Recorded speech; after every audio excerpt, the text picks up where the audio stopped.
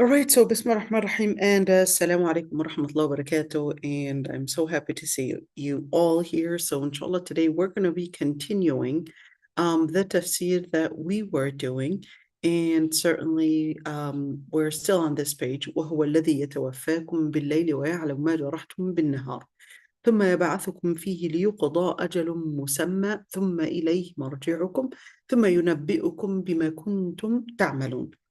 And we also went ثم ردوا إلى الله مولاهم الحق ألا له الحكم وأسرع الحاسبين قل من ينجيكم قل هو القادر على أن يبعث عليكم عذابا من فوقكم. We did all of that. I think this is where we stopped at. Am I right? We actually stopped at this one right there, شيعا. قل هو القادر على أن يبعث عليكم عذابا من فوقكم أو من تحت أرجلكم أو يلبسكم شيعا ويذيق بعضكم بأس بعض انظر كيف نصرف الآيات لعلهم يفقهون. This is where we left off at. So we said قل هو القادر, and we said that there are 46, but after going back it's actually 44 قلs and not 46. Okay. قل هو القادر, he and say he is the one that is capable of resurrecting you. Or is it resurrecting or is it sending? It's more of sending you or upon you a torment from up above you. And we talked about from up above you in details about in that regards. أو من تحت أرجلكم, and from the bottom of your feet, and we also went in details with that. أو يلبسكم شيعا. We kind of went in some differences of opinions in regards to يلبسكم شيعا or يلبسكم شيعا in another قراءة. And we were talking about divisions, or is it multiple interpretations, or is it multiple visions, or is it multiple groups? In other words, what type of division and what type of separations are we really talking about? Okay. So, and is this in regards to Muslim divisions, divisions, or is this talking about non-Muslim divisions? What really is it talking about? We did talk about the differences of opinions right there, but I think the most important thing is recognizing that when people would be distant away from Allah subhanahu wa ta'ala, do expect more and more divisions, because they're going to be, of course, personal interest coming in, conflict of interest, and the more interest, the more you would expect divisions to come in. And this is, I would get frequently sisters or, just different people contacting me, and there would be, let's say, an organization, a Muslim organization, and then you would have perhaps other people joining in for the cause of, let's say, this organization, and later on you would see divisions within the organizations. These divisions usually are coming in from the point of conflict of interest, or sometimes they would start accusing one another of having ill intention. So if you were to look at a lot of these divisions, most of it is one, accusing one another of having the wrong intention or ego, or accusing them of misunderstanding the religion. Or, of course, sometimes it is true, by the way, it can happen that sometimes it is true that someone may have ill conduct. Some people may have perhaps misused, let's say, the funding, or misused it in order to do a conflict of interest. And sometimes three is, in fact, you may notice, or you will notice that some indeed do have a wrong intention for the whole thing that they are doing, and then it becomes this place where it brings in the division. Just at one point they were actually working for one cause, in which is La ilaha illallah, which is fi sabilillah. Then we started getting all these different divisions coming in. So that's يلبسكم شيعا or يلبسكم شيعا.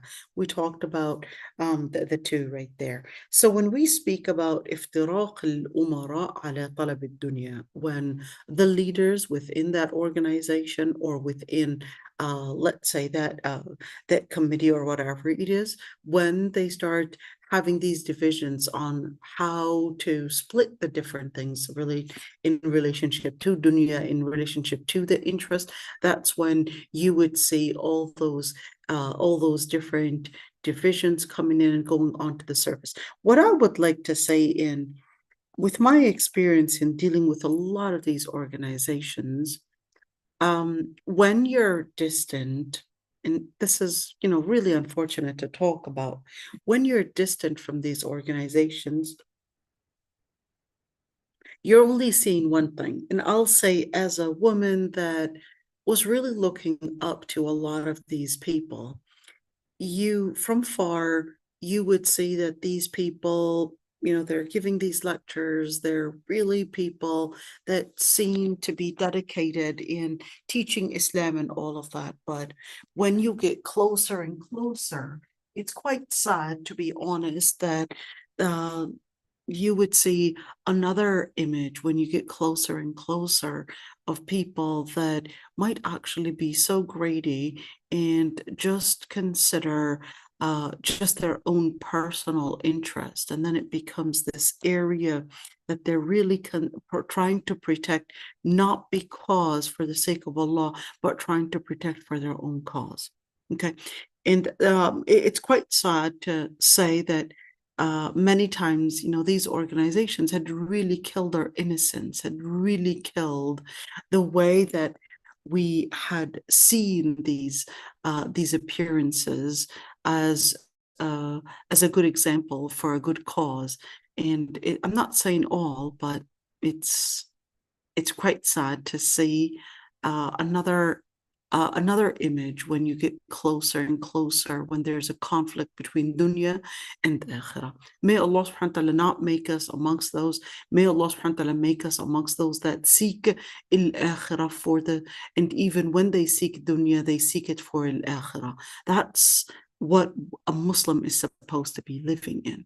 That even when they seek dunya, they seek it for the sake of akhirah. So يذيق بعضكم بأس بعض. What is the implication of seeking dunya for the sake of dunya and not for the sake of akhirah? It basically ends up in يذيق بعضكم بأس بعض. And then you will be tasting the torments of one another, the power of one another, the effect of one another. And certainly that would be whether in regards to the Muslims basically tasting the effect of one another, or whether it is the Muslims. Now, here's one thing. There is a hadith that the Prophet ﷺ, let's look at this hadith. روى مسلم عن ثوبان. Just an idea about Thawban. Thawban is a Sahabi, but he's a Mawla. What does that mean? Al-Mawla is basically an ex-slave. He was an ex-slave, and he basically had been in close contact with the Prophet ﷺ.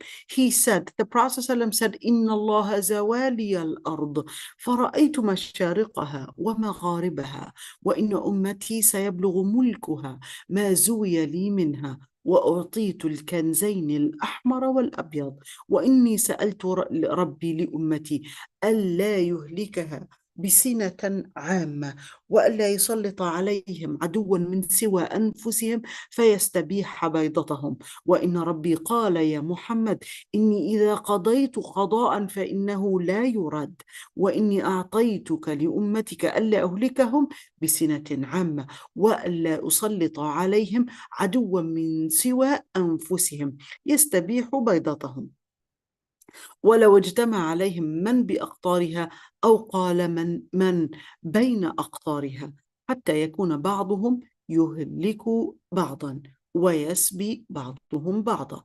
What is the story here? So the story is that the Prophet ﷺ had mentioned in this hadith that Allah subhanahu wa ta'ala had basically had made the Prophet ﷺ see the different ends. So basically the Prophet ﷺ was it was made possible for him to see all the different edges of Earth. So how was that? Was that give him something that was similar to the globe, or what was it? But he said, and I saw the east and the west of it, and that my nation, that their power or their property or their power, their authority basically would basically reach as far as what he was capable of seeing from the east and west of it. And I was given the two treasures, and those treasures are the red and the white. And I asked my Lord Almighty that they would not be punished with a famine, like a general famine that basically lets the whole nation die out, and that they would not be exposed to an enemy from other than themselves. That way, of course, that they would not be attacked by the enemy, the outside enemy, basically. Now, when you look at the word bayda, okay, the word bayda actually means an egg. When you say it was an egg, so why is he talking about an egg? It's kind of like it can be a metaphor to make it seem like there's this young bird that's about to grow, and inside this egg is basically this community. Or it can be baydatahum because he had seen the globe itself, and it looked like and appeared like an egg. Okay, and that appeared like an egg, and he was basically telling them, I don't want anybody basically coming from the outside that is an external enemy to attack them and wipe them out, basically. So when you look at Baydatahum, this is talking about their territory, in other words, and talking about the Muslim territory. And the Lord Almighty had said, "O Muhammad, if I decree a matter, then it would not be rejected. And I had given your nation that they would not be destructed with a general famine. And I would not have an enemy from outside of themselves that would attack their own territory. And even if all the territories from across the globe would come and unite to actually attack them, they would only be attacked by their own enemy, and they would even enslave one another." Now, here's one thing. This hadith, you could see that it is an authentic hadith. It's narrated by Sahih Muslim, and certainly we're speaking about other areas in other nations. And I forgot to mention and comment about the two treasures that he was talking about. He said the red and the white right there. So what was that referring to? And he said it was referring to the red, meaning orange / gold, and the white actually referring to silver. Okay, and there are some scholars that said that that's actually referring to not necessarily the actual elements of gold and silver, but that's referring to the Caesar, or at least referring to the Persian Empire and the Byzantine Empire. So regardless of which nation that is, or which nations those are, or what, all those different treasures that are there, because if you control gold and silver, you actually control the economy. Okay, and that's why the US and UK, they basically control right now even the gold reserves, because they want to make sure that they control the economy. They want to make sure that they control the economy. And certainly when al-Qaddafi, even though he was definitely nothing but a dictator, definitely nothing but a person that was an oppressive ruler, there's no doubt about that, but just when he had attempted to separate African continent from and actually make an African committee and make gold reserves is what his country depends on, that's when they basically decided that this guy must end. That this guy must end, and this guy needs to basically be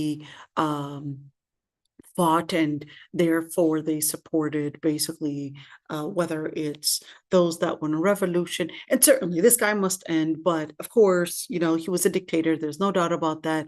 But and certainly whether it's Bashar al-Assad or whether it's even those countries that you would say in the Gulf, if those countries would go against the Western interest, the West would basically say, well, no, what, we're going to let your societies basically then attack you. You either do it our way, or we'll basically then let you become the easy meal for your own people. In other words, these people are definitely not in protection for their own people, but these basically leaders right now are to protect the Western interests. It's pretty much clear. You got great politicians, even American and even Western politicians that are actually saying that. So it's not something that is somehow a conspiracy theory. No, it's a conspiracy that is right now open to the public. It's not a lie anymore.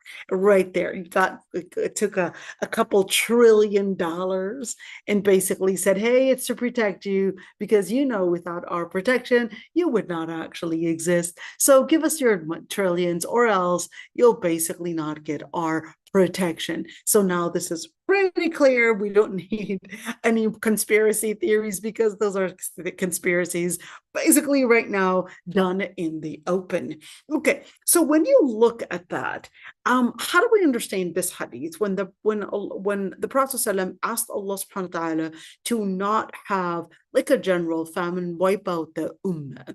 And then Allah subhanahu wa ta'ala basically tells him, well, I'm going to give you that prayer answered, and there isn't going to be one famine, whether we're speaking about a famine to actually mean the lack of resources, or whether we're speaking about a plague or some kind of a general disease that is taking away the ummah. Say, well, that's not going to happen.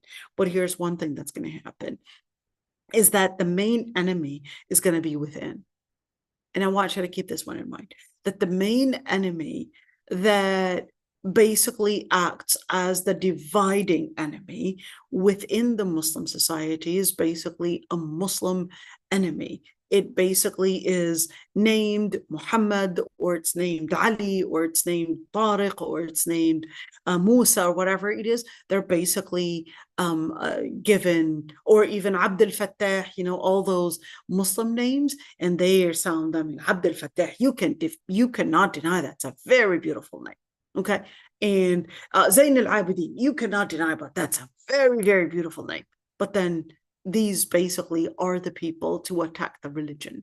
These are the people to act as an agency on behalf of the enemy to basically attack and undermine the ummah, undermine Islam, undermine the ummah, and basically act as the one to exacerbate the ummah's identity from the ummah. And just keeping that one in mind, that the division inside of us, within the ummah, is far worse of an enemy than the outside. Okay, and that's what we had seen. That's what we had seen, especially in our modern history. I guess it was more something that is relatable because we could see it. And if we were to talk about different things that happened in the past, about just different things that probably happened during the time of Salah ad-Din al-Ayyubi, or perhaps during the times of Dawla al-Abbasiyya or Dawla al-Umayyah, and all of those things, we would just say, well, it's history. Yeah, a long time. And if I were to tell you the story, you might actually sleep in the middle of the story, because you can't relate to it. You can't relate to those stories, because you would think, well, maybe there's an exaggeration. But now we live it, and we could see that there is no exaggeration. Right before our eyes, the ummah's eyes, when a whole nation of 2.5 million were literally slaughtered, literally killed, literally wiped out, right on the other side, when those people could not even have flour to make bread. on the other side, trillions of dollars were actually given in protection of their own agency. Who were those? Just a couple miles away. And just a couple miles away, who actually protected more and more food to come in? It was basically, certainly, Jordan, UAE, Saudi Arabia, and also Turkey, by the way. No one talks about that. So we're seeing, yes, those are the people to even fund Israel and even give them the protection as they actually slaughter and kill the Muslims in Gaza right there. And of course, Israel is openly talking about new enemies to actually come, new enemies, not only Iran, but new enemies till later. We're going to work with Syria, we're going to work with Lebanon, we're going to work with Saudi Arabia, we're going to expand our bigger Israel, our great Israel, to include from the Nile to the Euphrates, and they're openly talking about it. But of course, unfortunately, the Ummah right now is feeling that, no, I'm not targeted. As long as it's the Gazans, that's all right. Nothing to worry. We shouldn't worry about that, even though the rhetoric, the words, basically all the media, and basically all of that had been exposed. And it's quite sad to see that you are seeing Westerners, you're seeing non-Muslims actually going into marches, actually crying and saying, this got to stop. This is not anything but a genocide. When just next door, we're seeing parades and we're seeing concerts being opened right next door on the land of Hajj, on the land of Umrah, on the land of the birth of Islam, right there, right before our eyes. What is that telling us? That's actually telling us that the main enemy is within us. Very sad, believe it or not, I was in this complex. I don't want to say which group of people, but we wanted to do certain activities for the children to bring awareness about Gaza, to bring about awareness about Palestine. There was a certain group, Muslims, they would be the ones to object. Even when we made the dua during Laylat al-Qadr, they would hide it and always ask that we would make the dua for the dictator leaders. And they would absolutely hate it when we would raise the Palestinian flag or even have that, Palestinian kufiya, or even, and they were Muslim, believe it or not. They were Muslim. And when you would talk to them about Palestine, they would say, it's not our issue. We don't relate to it. These are Muslim. These are Muslim. When you see this type of ignorance, that there is a division, that we're not related to them, actually be something that you would see a Muslim say, but you would have perhaps an American activist, or perhaps even a Jewish activist, stand up right every single day. And I shared a video about this Japanese guy who would go at the entrance for the Israeli embassy every single day and yell out by himself, no one else is there, every single day for for pretty long time, every single day, just comes in and just yells out at the entrance, at the gate, free Palestine, free Palestine, and the genocide. He would get arrested and then basically released again, and then come back the second day to do the same exact thing again and again and again, because that was the only thing. Even if he was standing alone, he was going to basically yell out in what his own voice is calling, in protection, and also in recognizing that this is something that humanity must relate to. This is the sad situation that we're in. So if that is true, that we would not have our enemy attack us. Why are we being attacked by Israel and being attacked possibly even by the US, or being attacked by the Hindus, or being attacked by different groups? Why? This isn't talking about that that there would be no external attacks, because even historically, even during the time of the Prophet, we had enemies basically attack us, and we also had inner divisions even during the time of the Prophet, right? We had Musaylim al-Kadhab was there even during the time of the Prophet. Okay. And we had external enemies, whether it was the Byzantine Empire, whether it was the Persians, or whether, of course, the Prophet ﷺ was also telling us about other enemies, telling us that at one point that there's going to be the Crusades basically coming in, which basically is a Rum. Okay, there were multiple ahadith telling us about the Rum, or the Crusades, basically being an enemy that would attempt or even use different methods to attack the Ummah, and that there's one point we're going to be somehow creating an alliance with them, but then we would get into war again with them. So that's during the end of time.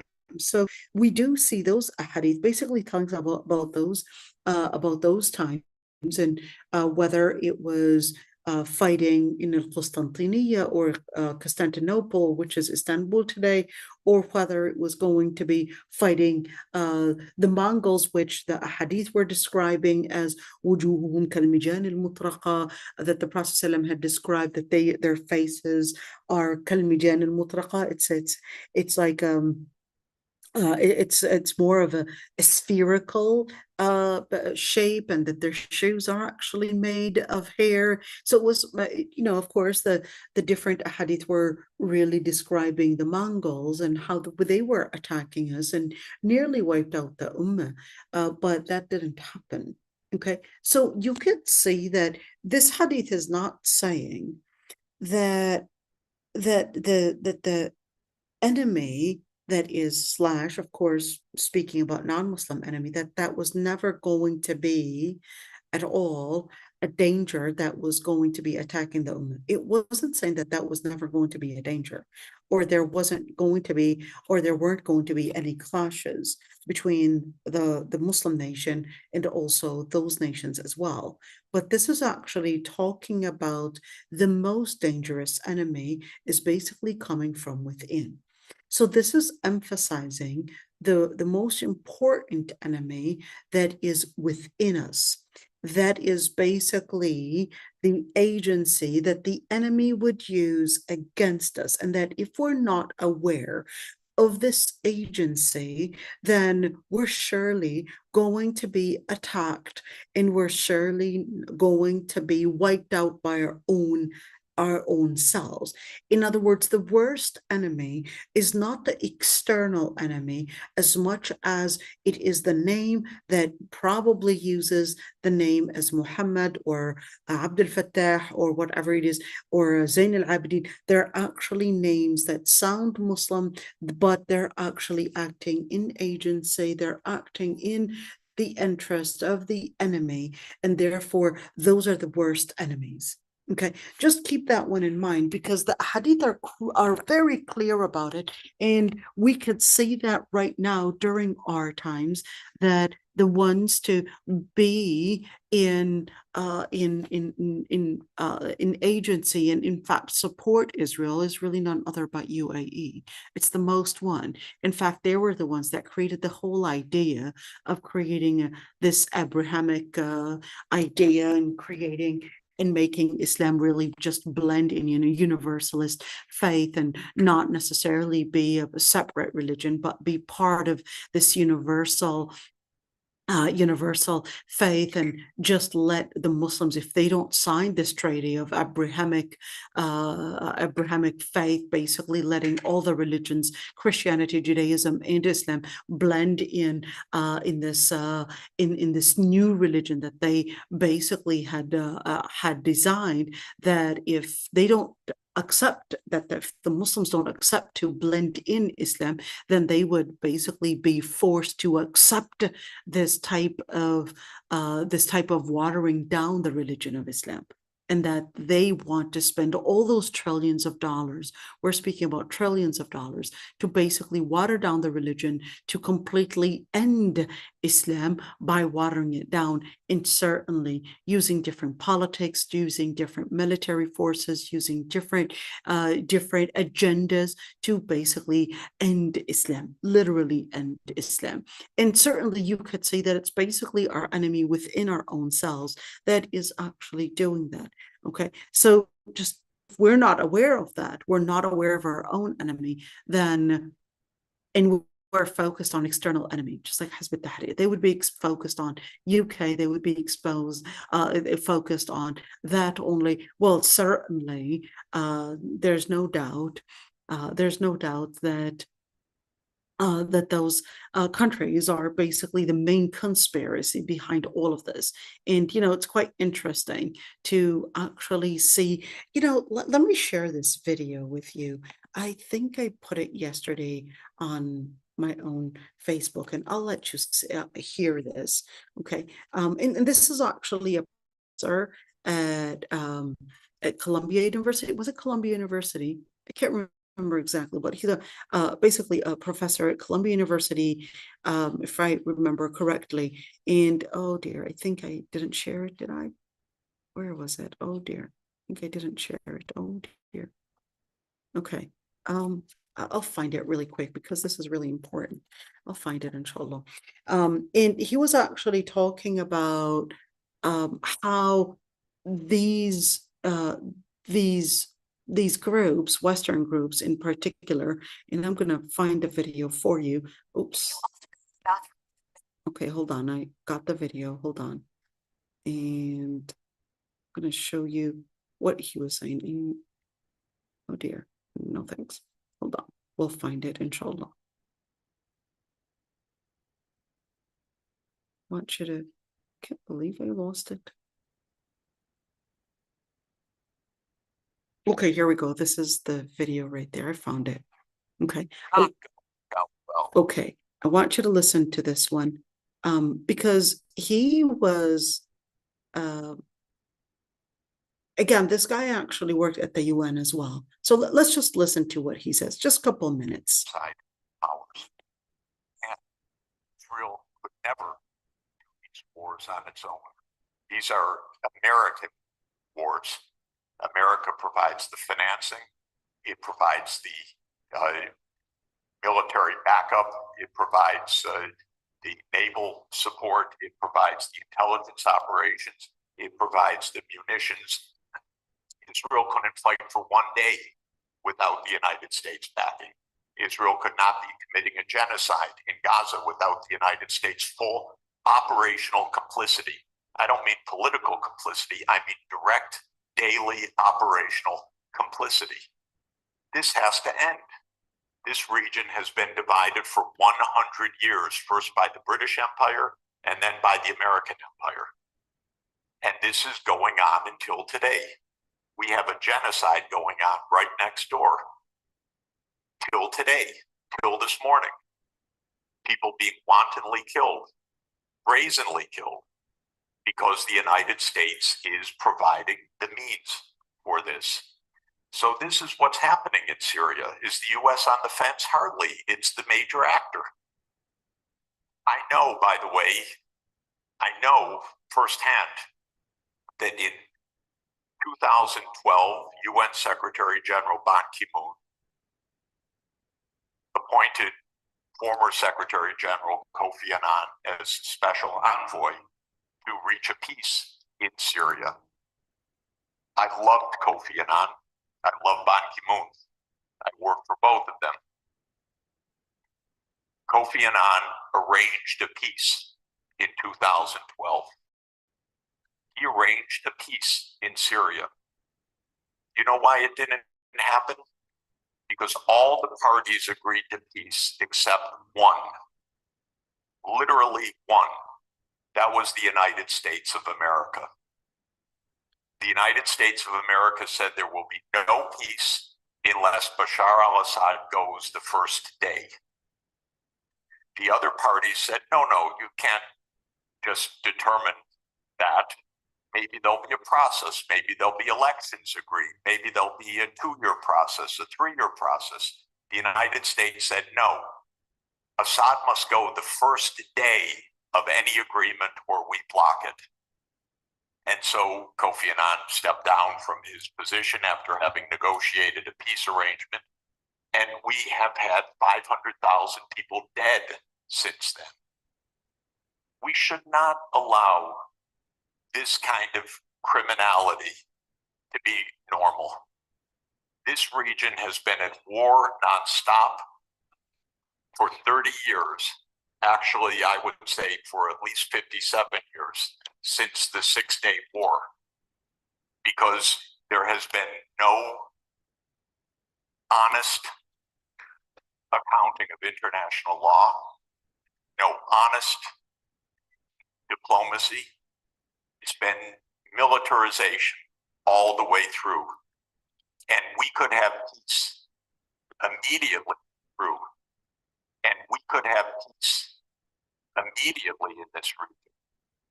All that is required, in my view, is the United States change its veto of Palestine as the 194th UN member state, because on that basis, all the region would normalize relations and the wars all across this region would stop. But Israel has had control over US policy. And it says, no, it wants greater Israel. It wants Israel in Syria. It wants Israel in Lebanon. It wants Israel in the West Bank. It wants Israel in East Jerusalem. It wants Israel in Gaza. And until that stops, we're not going to have peace. So is the U.S. on the fence? Of course not. It's the major protagonist of this whole war and has been for the last 14 years. I think enough said, right? You really got to listen to this lecture right there. You know, once you actually have an expert actually tell you the real protagonists, then you're like, okay. Just when we thought that there was no conspiracy and all of that, it's right there. And he'll tell you, by the way, okay, he'll tell you all those different treaties, all those different agendas, and all those different things. You really got to listen to the rest. I don't want to make our Tafseer class basically be just this, and I don't want YouTube to basically stop my video and consider it as something that it had a copyright issue. Okay, but just this part of it. Okay, let's look at النسائي right there. He said, عن خباب بن الأرت. وكان قد شهد بدرا مع رسول الله صلى الله عليه وسلم. Let me just give you an idea about خباب بن الأرت. خباب بن الأرت, he was a blacksmith, okay? And of course, with his job being a blacksmith, he had a master that would basically turn or basically use these heated rods that he would be heating, and she would basically just put it on his body. And I think we talked about Khabbab. And Khabbab ibn al-Arat, when he had become Muslim, because that was the method that his female master would use to torture him, that was Khabbab ibn al-Arat. And he was present with Badr, with the Battle of Badr, with the Prophet ﷺ, and he was watching the Prophet ﷺ throughout the night until Fajr time. But then when the Prophet ﷺ had basically made Assalamu alaikum wa rahmatullah, and فلما سلم الرسول صلى الله عليه وسلم من صلاته جاء خباب. Khabbab just comes in right when the Prophet ﷺ had basically said Assalamu alaikum wa rahmatullah. Then Khabbab says, O Prophet of Allah, I sacrificed my parents, my mother and my father for you. Tonight you had prayed a prayer. I had never seen you pray something like it. And the Prophet ﷺ said, yes, I had prayed a prayer of hope and a prayer of fear. And I asked the Lord Almighty for 3 different matters, and he gave me 2, and he prevented one of them from me. I asked my Lord Almighty to not destruct us with what he had destructed the other nations. and I had asked my Lord Almighty to not have an external enemy overcome us, and He gave that to me. But I asked Him I asked Him to not divide us into groups, but then He prevented that dua from me. So when you look at that, you could see that the Prophet ﷺ was definitely concerned about the ummah and recognized that in order to get into, a general victory, that he needed these three areas, but then Allah subhanahu wa ta'ala had basically not answered that dua, and that's basically to at least not answer the dua that we would be divided, or that we wouldn't be divided. And in other words, division is what's going to be our main enemy, and it's what's going to keep us weak. It's really our division.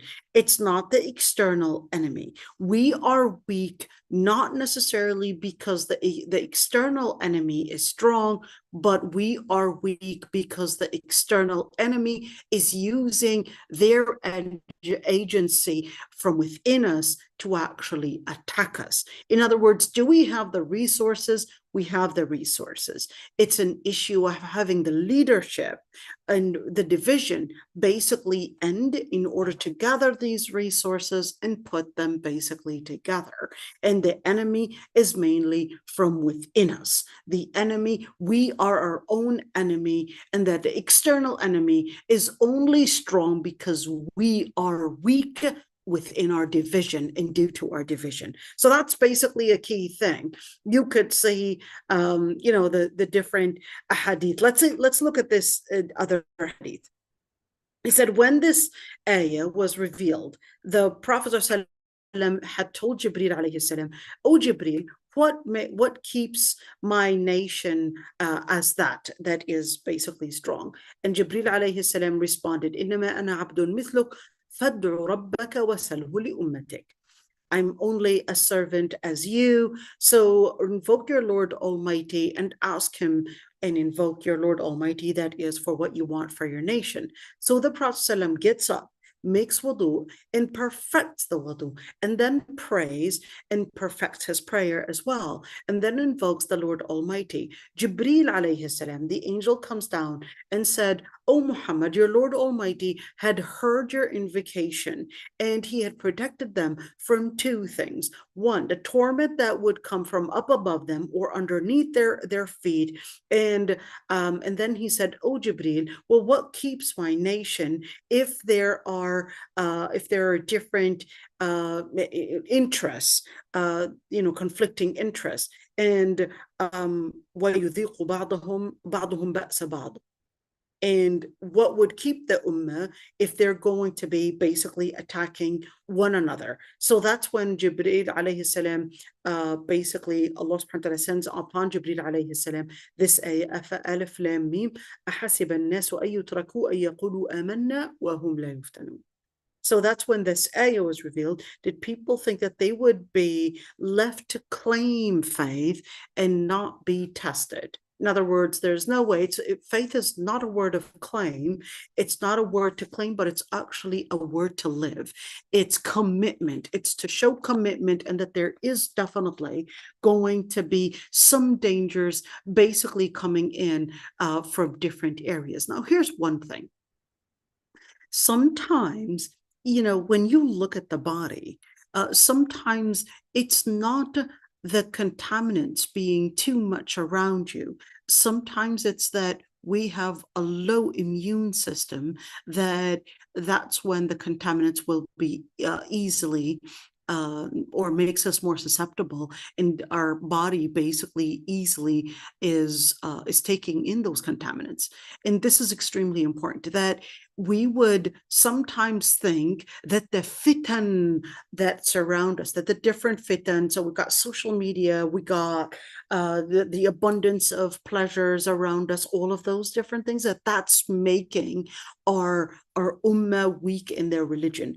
I would say it's not just the abundance. One side is the abundance of fitan that surround us. Definitely, it weakens the immune system. But the other part is that our religious immunity is basically weak as well. What do we mean by religious immunity? The religion itself, if the person is basically filled with misconceptions, that's going to weaken their immune system. Whenever any shubha or any misconception that comes at them, that's when their faith would be shaken. Some people, their faith, Allah subhanahu wa ta'ala described it as ya'budullaha ala harf.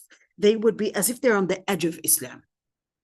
Just possibly maybe a video coming across them, maybe a reel, maybe a short on a YouTube or whatever it is, they watch it, and that's enough to shake their faith and enough to shake their belief. And then right now they would be living in this shubha. They heard somebody say this, and then it became this type of contaminant that made them doubt their own faith, made them doubt their own identity. It was just one reel, maybe just one video. And they weren't even tortured to leave their faith or any of that. No. It was just one reel, or possibly a word, or maybe she's walking down the street and she saw a girl basically holding her hands with her boyfriend or whatever, and she just got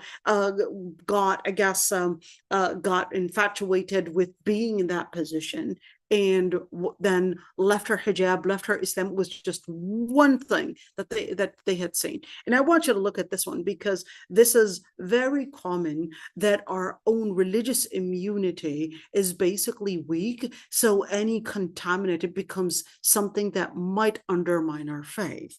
And that's why we're going to see in the later ayat how it gives us the keys, how to protect our faith and make sure that we don't become easy targets to such contaminants. Let's call it contaminants, and that might actually undermine our faith. And that's why Allah subhanahu wa ta'ala says, that they think that they were going to be left to claim faith without even being tested. Absolutely not. And Amr ibn Dinar was a very famous, he wasn't just he wasn't just a scholar, but he was also one of the key figures to actually speak about tazkiyah. Anyhow, and of course he's a tabi'i.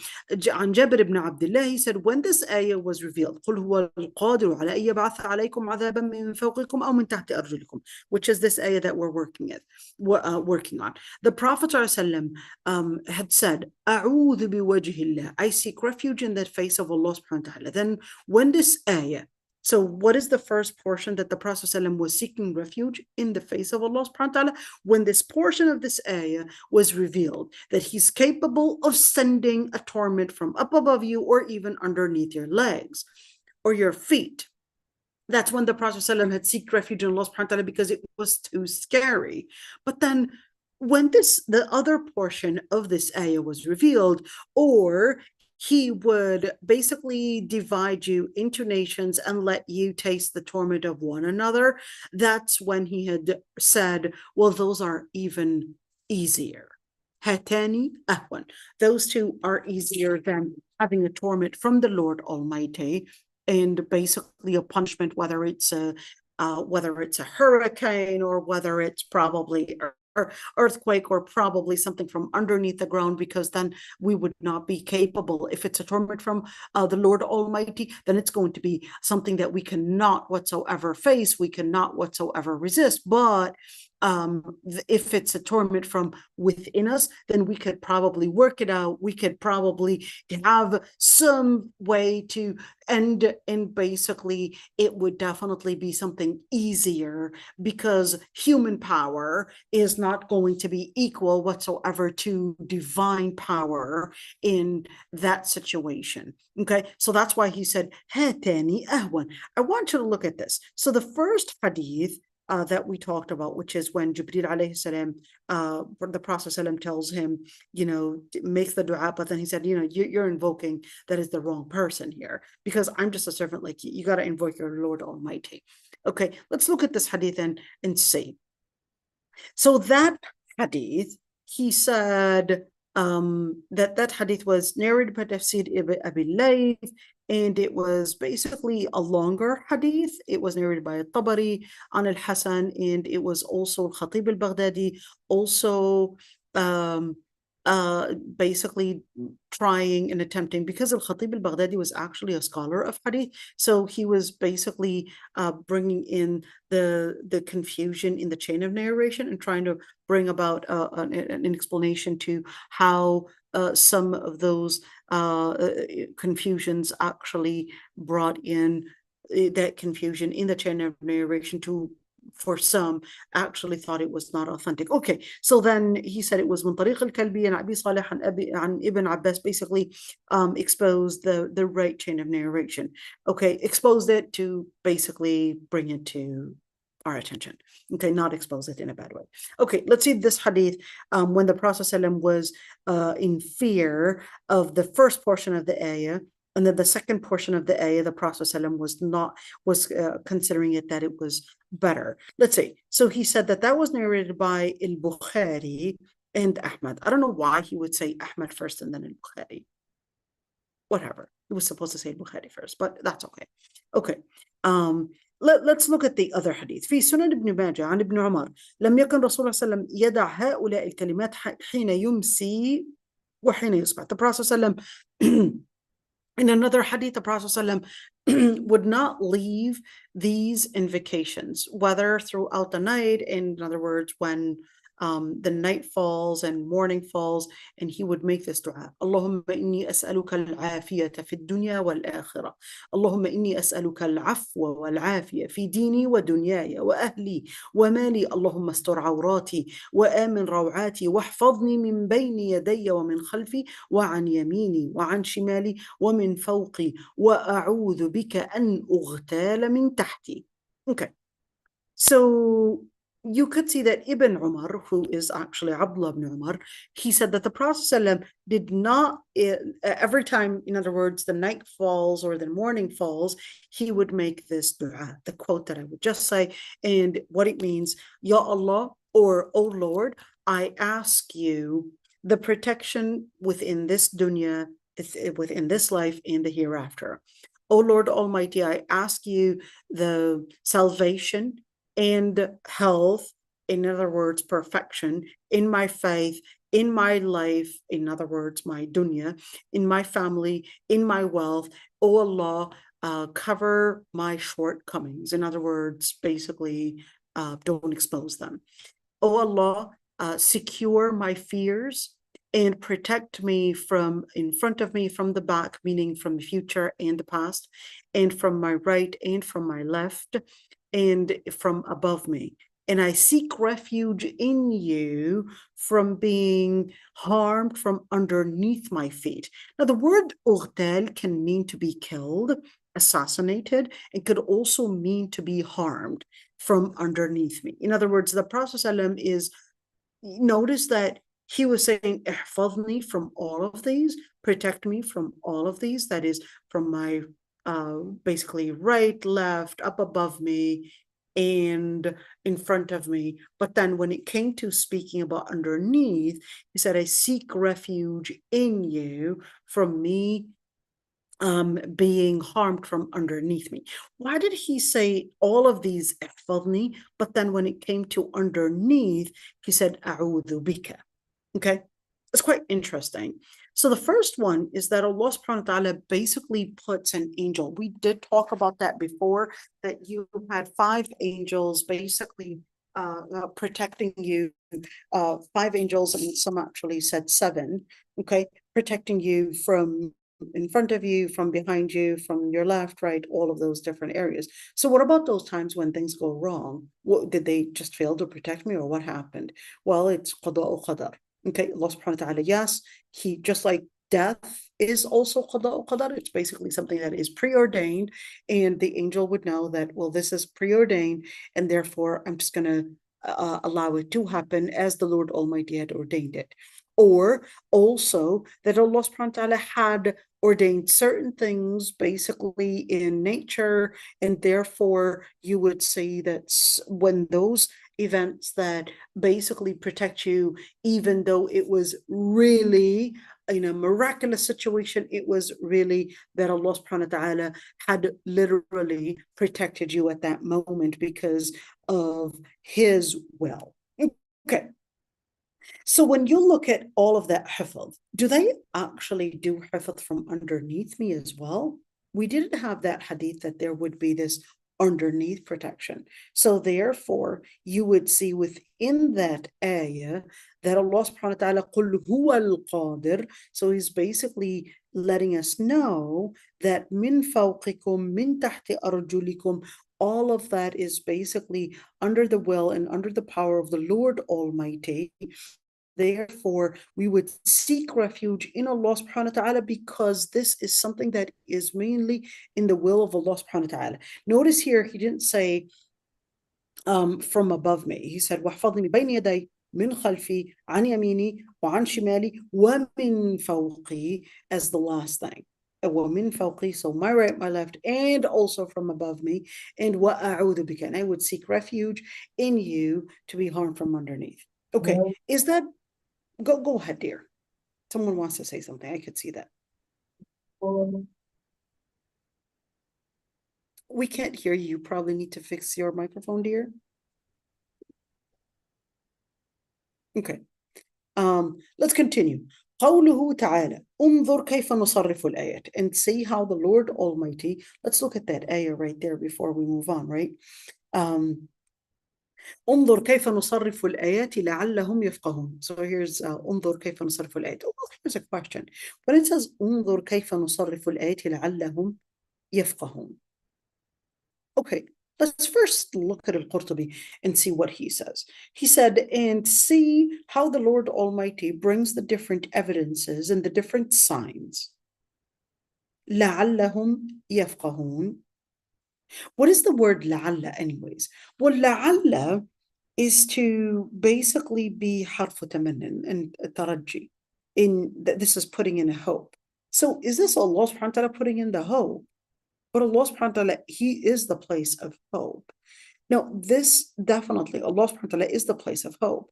But Allah subhanahu wa ta'ala is giving them opportunities, privileges. He's allowing them to find and figure out more in more signs so that they would be capable of recognizing those areas of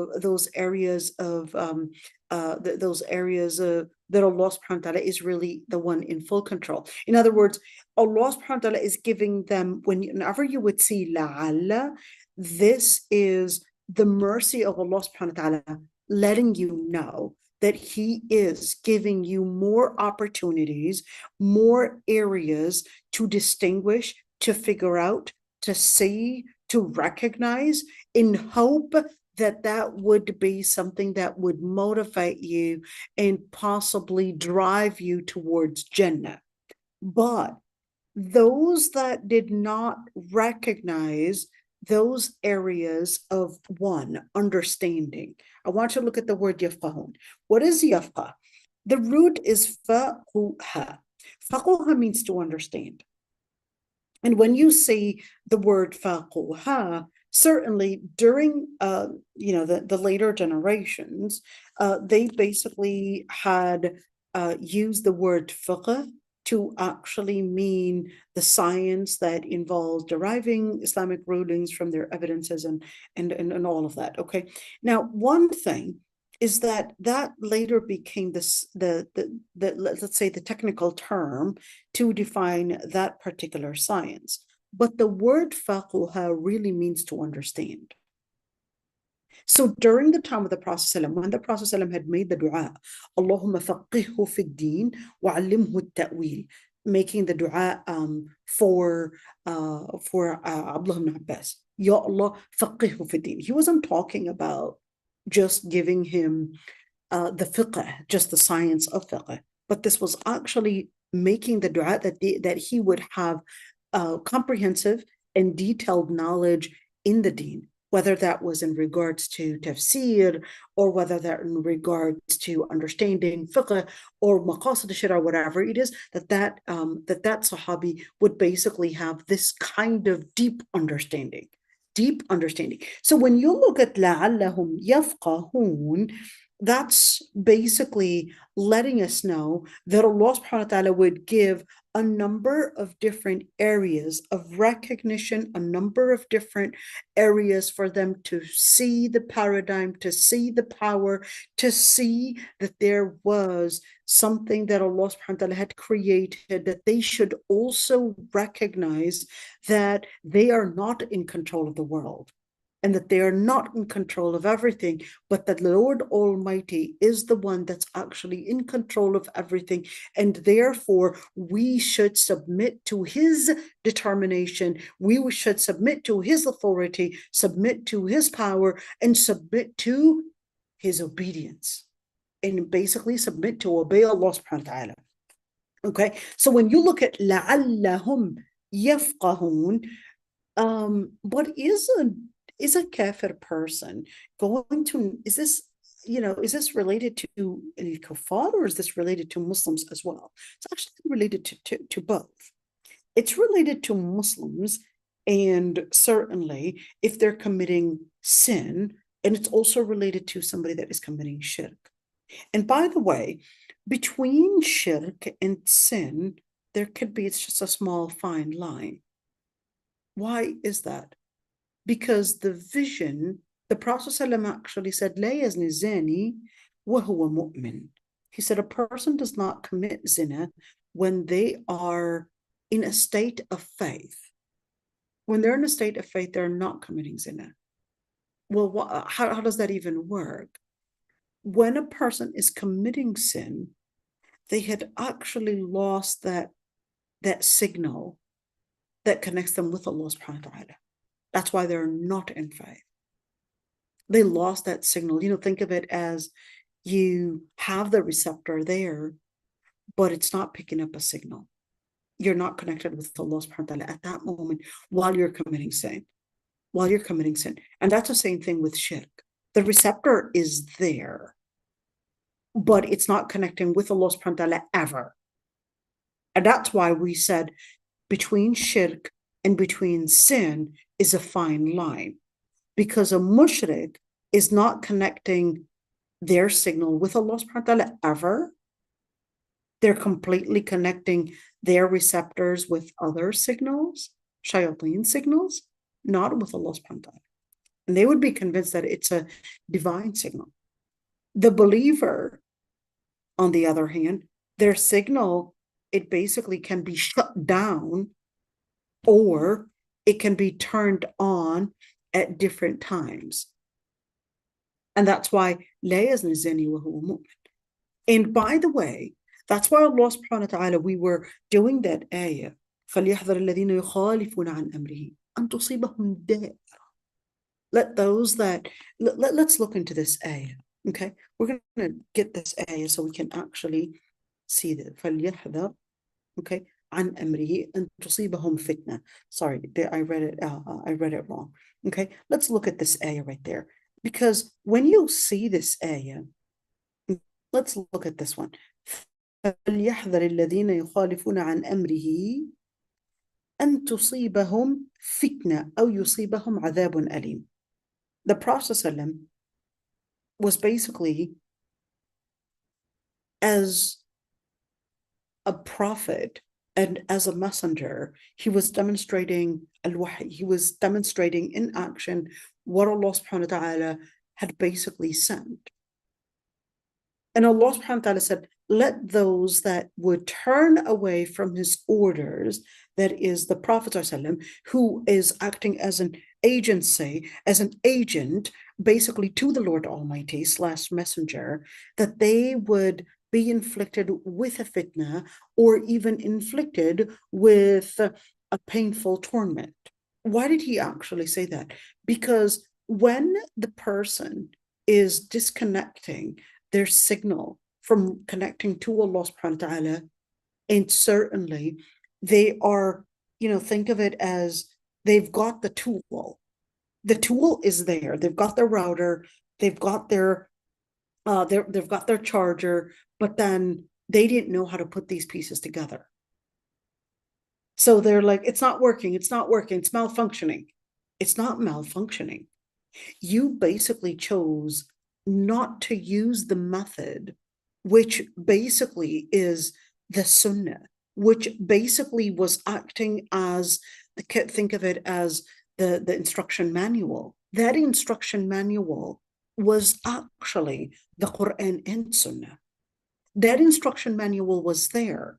If you're not using the instruction manual, أن تصيبهم فتنة, you have to worry that you might be surrounded and you might be inflicted with a fitna, that you at one point, you lost interest in figuring out how to connect the router and put the charger together because you didn't want to spend any time to read the instruction manual.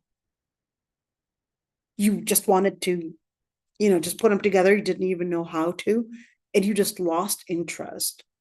And what happened? Something else distracted you and told you, hey, let's go out and watch a movie. You go out and watch a movie. Let's go out and, let's do something else. It's getting boring. Reading the instruction manual is too big of a book.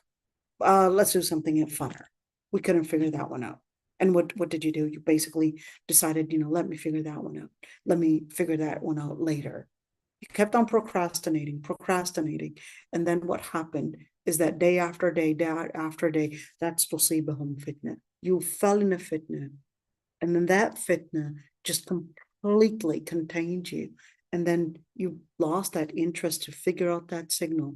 And then, yusibahum adhabun alim. Now, when they were gone, and that fitna absorbed them completely, there was this fine line between them and shirk. That moment that they lost that receptor, that got them into the borders of shirk, and possibly it completely contained them. And then, of course, this relationship actually got them closer and closer to the people of fitna. And that's why, let's look at this one. كذب به قومك وكذب به قومك وهو الحق. And your people, they denied it, and it is actually the truth. قل لست عليكم بوكيل. Tell them, I'm not going to be the person that is your warrant. I can't be your warrant, because at the end of the day, I'm basically just delivering the message. لكل نبأ مستقر. Every single piece of information, every single information that you were given, it's basically going to fall. It's going to basically, let's say, unfold in a certain way. وسوف تعلمون. And you will soon realize it, recognize it as it unfolds. Now, in order to protect yourself from all of these different torments that might happen, and to protect yourself away from fitna, that's when that ayah continues. وَإِذَا رَأَيْتَ الَّذِينَ يَخُوضُونَ فِي آيَاتِنَا فَأَعْرِضْ عَنْهُمْ حَتَّى يَخُوضُوا فِي حَدِيثٍ غَيْرِهِ وَإِمَّا يُنْسِيَنَّكَ الشَّيْطَانُ فَلَا تَقْعُدْ بَعْدَ الذِّكْرَى مَعَ الْقَوْمِ الظَّالِمِينَ. So if you see those that would engage in our verses, are they engaging as believing and studying? No, they're engaging in mockery, they're ridiculing the ayat, or possibly, stay tuned to how this could actually happen. Then you, as a believer, as a person of faith, you sometimes have to connect and disconnect with areas that might weaken your receptors and your signals. فَأَعْرِضْ عَنْهُمْ. Stay away and go away until they would engage in other conversations. And if a shaitan would make you forget, then do not sit after this reminder with the oppressors. A couple things here. This ayah is extremely important, especially for the younger generation. why the younger generation? And I mean by younger, I would say younger, maybe less than 50. That's what younger would really, maybe younger, 30. The younger you are, the more words would affect you. The younger you are, where words, of course, if you look at a baby, the words around them, they could learn a language, a new language within a year and be fluent in that language within just 1 year and possibly even a few months, and boom, they just learned a new language. And with the right accent, boom, right there, they learned it. And certainly the older they get, they basically become their receptors of engagement with language in the world around them becomes less and less and less and less. The older you get, that communication and the influence of communication, it becomes more of monologue than a dialogue. When you look at dialogue and the impact of dialogue, and right now during our times, it's not necessarily dialogue, it's the words laid out at you, and without you realizing, the words laid out at you, you become a sponge to absorb all of that, and then it becomes that area of fitna that really indoctrinates your mind without you realizing. Okay, so when you look at this ayah is actually telling us of a very dangerous thing that basically affects our brain and affects our identity and affects who we are without us realizing. And it said, well, if you see, and I want you to look at the word ra'ayta, okay, because ra'ayta, I'm seeing them basically talking as that. It didn't say hearing, okay? They're talking about the ayat, they're mocking the religion, they're engaging in this type of conversation that it's all about attacking the religion, or probably it doesn't have to be attacking the religion itself. They could be not attacking the religion, but they're engaging in a conversation that is against the religion, okay, that is against the principles of the Lord Almighty. That's when we say يَخُوضُونَ فِي آيَاتِنَا. It doesn't necessarily mean that they're mocking Islam as a religion, or probably mocking hijab as basically part of the Sharia. No, they're probably engaging in anything that is in contradiction to what Allah subhanahu wa ta'ala had sent, whether in revelation or whether in principle. So Allah subhanahu wa ta'ala is telling us, well, there are certain things and certain tips that in order for you to keep and maintain your faith, there are certain tips that you have to keep yourself protected and keep your faith basically in a state of determination, consistency, empowerment, steadfastness, all of that. There are certain things that you have to recognize about yourself. This is important. This is why the ayah is telling us about our own psychology. If you don't recognize your own psychology or your own body, that is, what do we mean? Like, for example, you would go to the doctor and they would tell you, what is your family history? My family history is we have diabetes in our family. We've got possibly maybe, let's say, cancers or whatever it is. Based on that lens, they'll basically do, let's say, genetic testing, and they'll basically tell you, here's what you need to be aware of. This is the diet that you need to be basically working on, because you are more susceptible to others because of your family history. And therefore, they'll give you certain tips on what diets you should be consuming, and what foods and all of these different things based on your family history. It's not just your family history. This is one side of it. But there's also what is going around, okay? There's also that area. They'll tell you, oh, there's this virus going around, so stay protected, wash your hands more frequently, or probably maybe, hey, a bunch of lettuce was put on recall because of E. coli or whatever it is. They'll tell you all of that. So in other words, you would start deciding that, oh, I want to stay away from lettuce because there's this E. coli that's going around and all of that, and you'll stay away from lettuce or whatever it is, parsley, whatever it is, okay? So now you recognize that there isn't just you being susceptible to a certain ailment or a certain disease because of family history, but you'll also recognize that even a certain thing within the environment and what surrounds me could also be a contaminant without me realizing. And that's that ayah. This ayah is basically telling us of something that is within our body, within our mind, within our brain. The way we are designed is that our brain, whether it's the society around us, whether it's what words are going around, or whether it's basically the environment that's surrounding us, that we can be easily influenced, easily indoctrinated, our mind easily absorbs these ideas without us realizing. So Allah subhanahu wa ta'ala tells us, okay, here's that tip. أعرض عنهم. Those that are living a different lifestyle, I want you to stay away and basically keep a distance from them. When you look at the word al-i'rad, what is arad? Arad means to turn the back, okay? To turn the back on something. But this isn't talking about turning the back, here it is, I'm turning my back, and that's basically, how I demonstrate that this is wrong. No. Arad anhum, yes, it means to turn back, but this is actually metaphorical. It basically means you have to keep distance.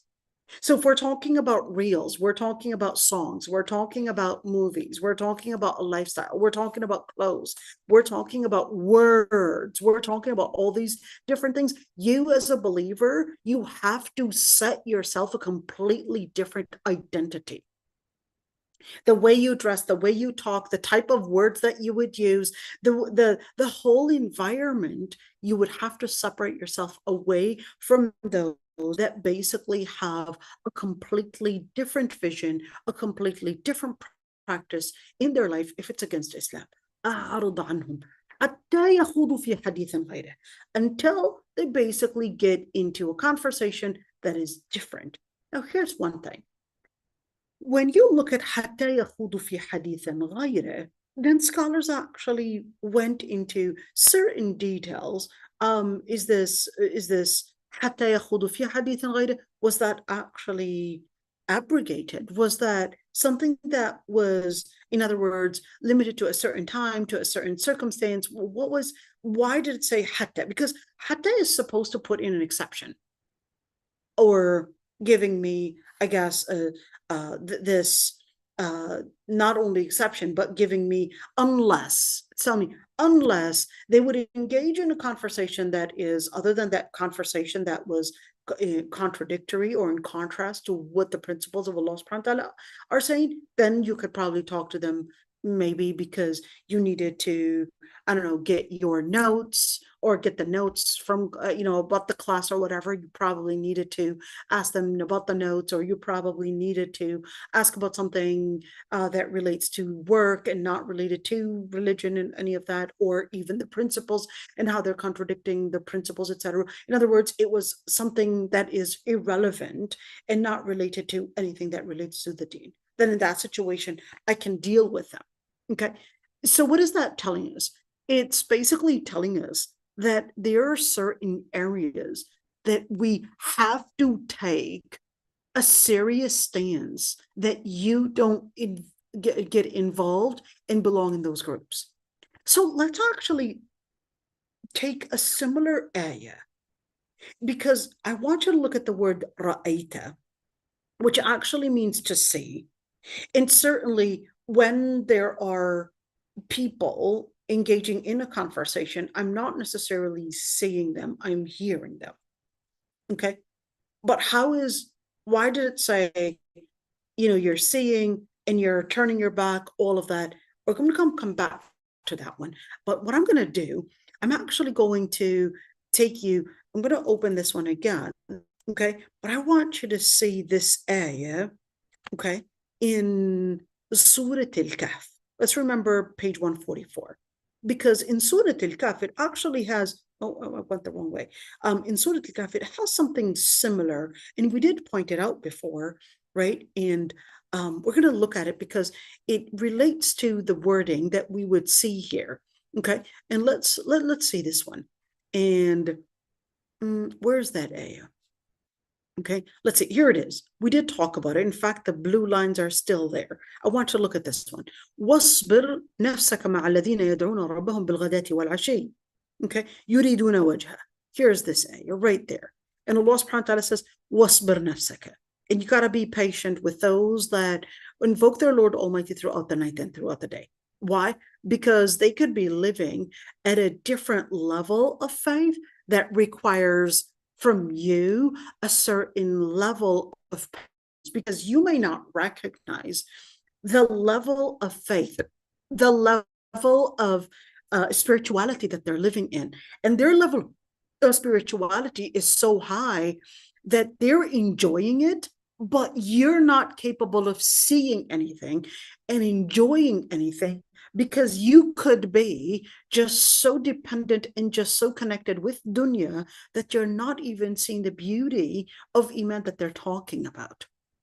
So Allah subhanahu wa ta'ala says, wasbir nafsaka. You got to put in some patience with those that basically invoke their Lord Almighty throughout the night and throughout the day. Yuriduna wajha. They want the face of their Lord Almighty. Here's the word.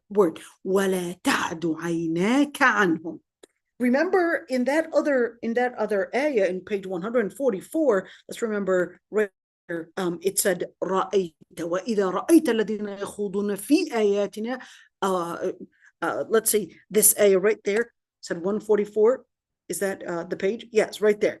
وَإِذَا رَأَيْتَ الَّذِينَ يَخُوضُونَ فِي آيَاتِنَا. Here's that رَأَيْتَ. رَأَيْتَ is to see. And certainly when you look at this one, it's basically giving you a certain thing, see that area of seeing. وَلَا تَعْدُ عَيْنَاكَ عَنْهُمْ. وَلَا تَعْدُ عَيْنَاكَ. What is ta'du? Ta'du actually means to extend, to go beyond, to basically, turn your eyes, at least within this context.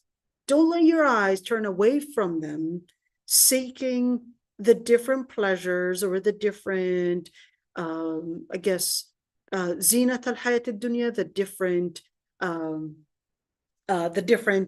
what is a zina? Zina is supposed to be a beautiful thing. It's supposed to be a glamour, okay? The glamours of this life. And do not obey, whose heart was distant away from the remembrance of the Lord Almighty. And they would follow their own whims, and their matters would basically be endless in how low they can get. I want you to relate these two ayah together, because they actually come hand in hand. The other ayah was telling us in relationship, let's look at it. The other ayah was telling us in relationship with those that would engage in those types of conversations, that we're seeing them. But what are we doing? Allah subhanahu wa ta'ala is telling us, well, no, أعرض عنهم. I want you to go away. I want you to turn away. But in this ayah, in relationship with the believers, said, I don't even want your eyes to go away from them. I want you to get the barakah of even seeing them. Get the blessings. Just look at them, watch them, even if you cannot be a part of them, even if you're not capable of doing what they're doing. I want you to look at them. Just look at the Salihin, even if you can't be one of them. Just watch them, observe them. They're reading Quran and you just can't read Quran. Just look at them as they read. They're praying. Just look at them as they pray. You may not yet have the enthusiasm to memorize right now. Just watch them.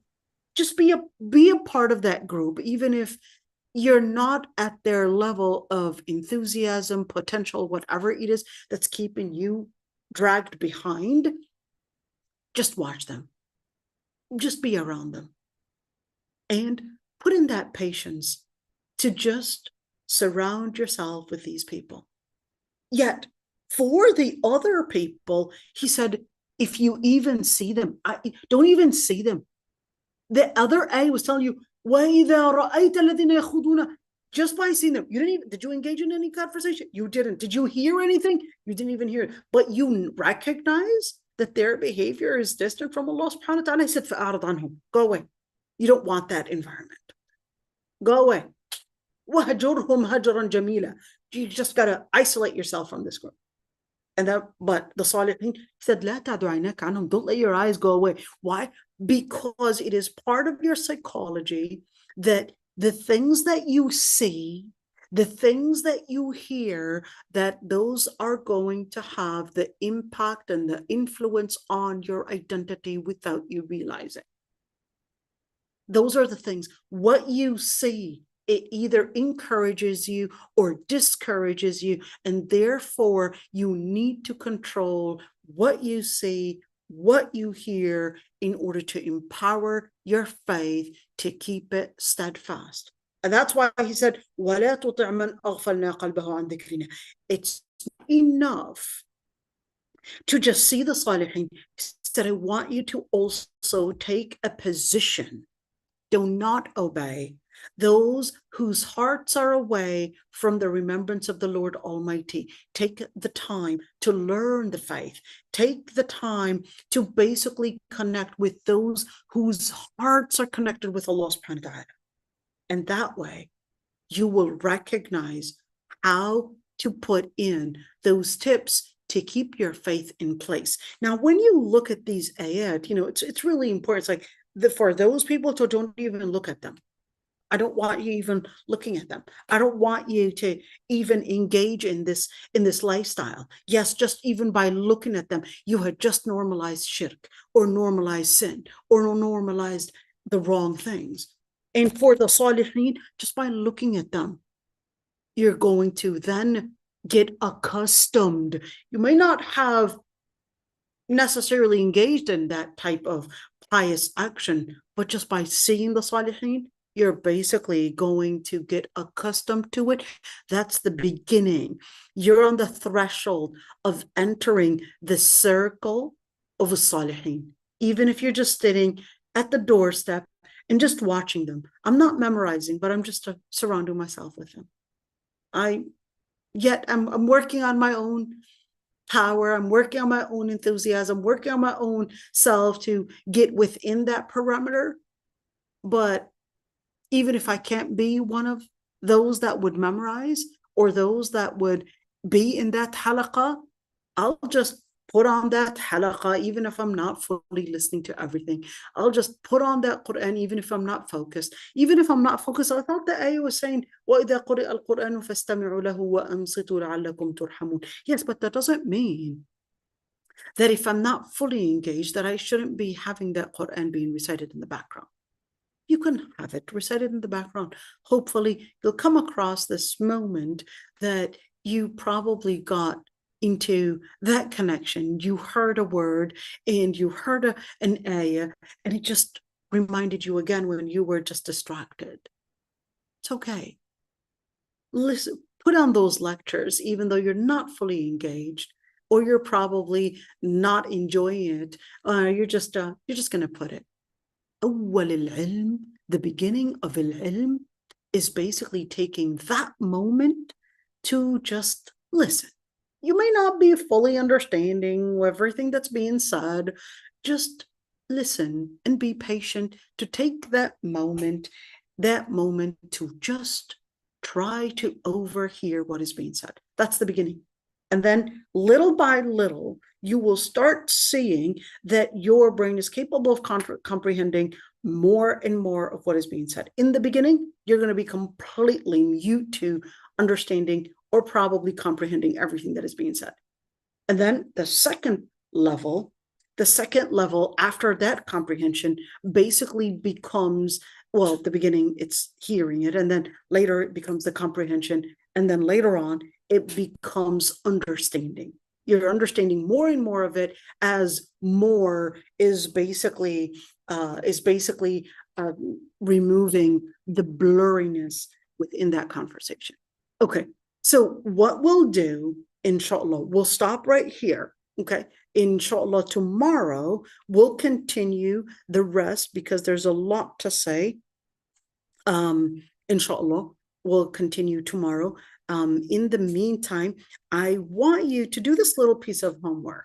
Okay, I want you to, I guess, within these two ayat, this ayah right here, وَاصْبِرْ نَفْسَكَ مَعَ الَّذِينَ يَدْعُونَ رَبَّهُمْ بِالْغَدَاةِ وَالْعَشِيِّ, and also this ayah that we were working on, I want you to bring in other similar ayat that I would say that work within the same idea of how we can protect ourselves by looking at the environment and how we can protect our deen, looking at that area of the different influencers, whether what we're seeing, what we're hearing, or possibly what we're the environment that we're engaging in, and how it has an impact on us, but through ayat. I actually have to go right now, but inshallah we'll continue tomorrow. Subhanakallahumma bihamdik, nastaghfiruka wa natubu ilayk, nashhadu an la ilaha illa ant. I know some of you might have those questions. Inshallah, answer them tomorrow. Assalamu alaikum.